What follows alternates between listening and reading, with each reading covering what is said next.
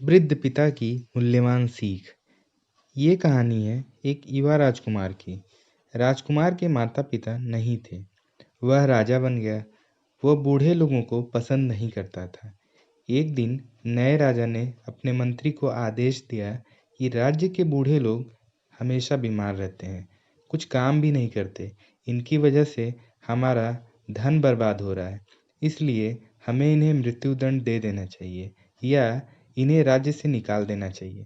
मंत्री ने राज्य में घोषणा करवा दी कि सभी बूढ़े लोग राज्य छोड़ दें। जो यहाँ से नहीं जाएंगे उन्हें मृत्युदंड दिया जाएगा।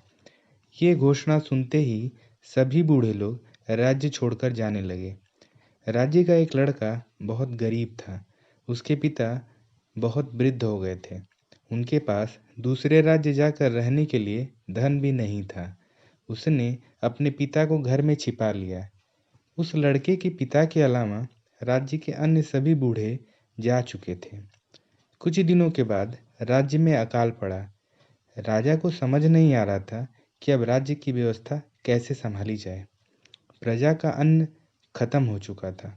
उन दिनों भीषण गर्मी भी पड़ रही थी। गरीब लड़के ने अपने बूढ़े पिता से अकाल से निपटने का उपाय पूछा, तो उसके पिता ने कहा कि राज्य से कुछ ही दूरी पर हिमालय स्थित है। गर्मी से हिमालय की बर्फ पिघलने लगेगी और वह पानी राज्य की ओर बहता हुआ आएगा। पानी यहाँ आए इससे पहले तुम एक काम करो, राज्य के मार्ग पर दोनों तरफ हल चलवा दो। उस लड़के ने यही बात अपने साथियों को बताई, लेकिन उसके किसी साथी ने उसकी बात नहीं मानी। लड़के ने अकेले ही रास्ते पर दोनों तरफ हल चला दिया। कुछ दिनों के बाद हिमालय की बर्फ पिघली और पानी राज्य के रास्ते पर आ गया। इसके बाद धीरे धीरे मार्ग के दोनों ओर और अनाज के पौधे उग आए।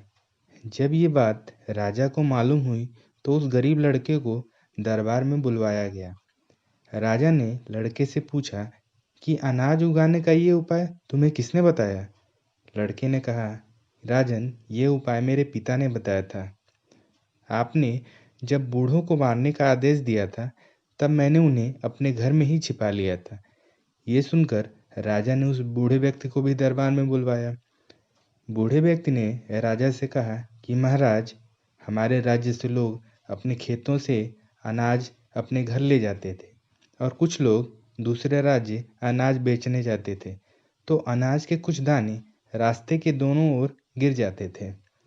जब मेरे बेटे ने रास्ते के दोनों तरफ हल चलाया और हिमालय का पिघला हुआ पानी वहां पहुंचा, तो वे दाने अंकुरित हो गए और अनाज उग गया।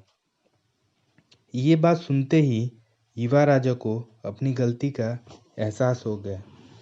उसे समझ आ गया कि वृद्ध लोगों का अनुभव हमें कई समस्याओं से बचा सकता है। इसलिए राजा ने राज्य के सभी वृद्ध लोगों को वापस अपने राज्य में बुला लिया। यह वीडियो कैसा लगा हमें कमेंट कर ज़रूर बताएं, और यह वीडियो अगर आपको पसंद आए तो कृपया शेयर भी करें।